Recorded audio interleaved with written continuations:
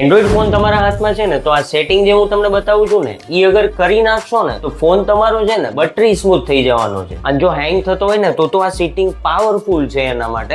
હવે અહીંયા પ્રોબ્લેમ કેવી છે ખબર, આપણે લોકો છે ને મતલબ ફોન યુઝ તો કરતા હોઈએ છીએ પણ ઇન ડીપ આપણને ખબર જ નથી હોતી કે આને મેન્ટેન કઈ રીતે કરવો. અને અમુક એવા સેટિંગ્સ હોય છે કે જેને ફેરબદલ કરવાથી ફોનમાં પણ કઈ નવા જૂની થતી હોય છે. હવે આ કરવા માટે છે ને કઈ નથી કરવાનું, સેટિંગમાં જવાનું છે, એમાં ગૂગલમાં જવાનું છે, એની અંદર ઓલ સર્વિસીસમાં જવાનું છે, અહીંયા નીચે તમને સિસ્ટમ સર્વિસીસ દેખાશે એની અંદર જવાનું છે. હવે અહીંયા જે તમને અવેલેબલ અપડેટ્સ દેખાય છે ને એ બધાને અપ ટુ ડેટ કરી દેવાના છે.